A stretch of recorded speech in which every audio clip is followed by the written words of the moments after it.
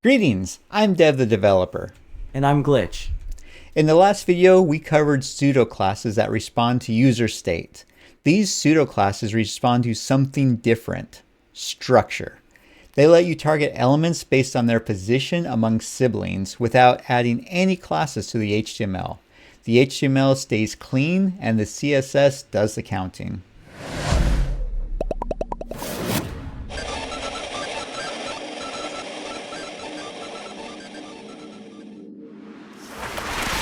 Start with the most straightforward two.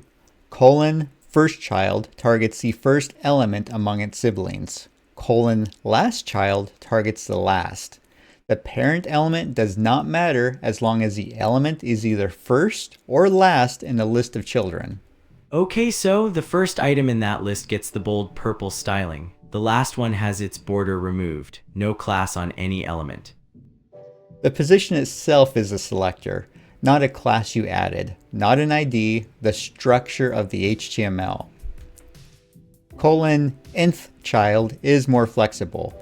It lets you target any element by its position. Pass a number and it selects that specific element. Pass odd or even and you get alternating patterns. That's actually the table striping pattern. Even rows get one background, odd rows get another. No class on any row. Let's build a table so you can actually see that. Nth-child with even selects every second row automatically, every time, no matter how many rows you add. There is a more powerful form. You can pass a formula. The formula is a number, then the letter n, then a plus sign, then an offset. The first number is the step. The second is where you start. 2n selects every second element, 3n selects every third.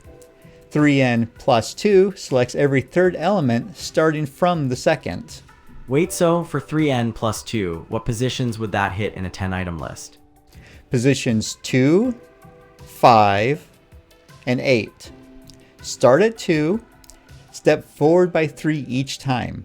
The formula is the offset tells you where to begin, the multiplier tells you the interval.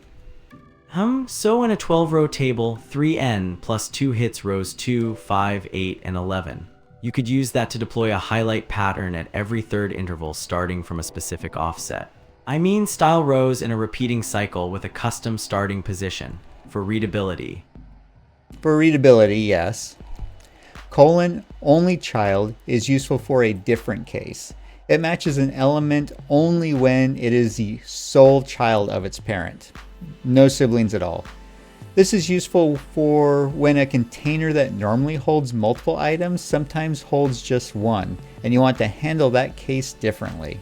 So only child only applies when no siblings exist. Add a second item and the rule stops applying automatically. Remove it and the rule reapplies. The rule is structural. The HTML determines whether it matches. There's nothing to add or remove from the CSS. The of type variants work differently. To see why, we need a structure where mixed element types share the same parent.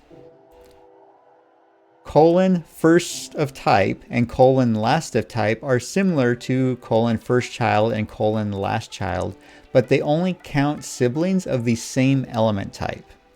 In this structure, a P with first child matches nothing because the first child is an H2.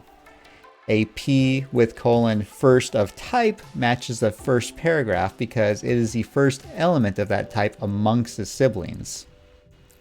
Add a few items to a list and practice writing rules for the first child, last child, the odd and the even forms of nth child and only child. Then stripe a table using a formula.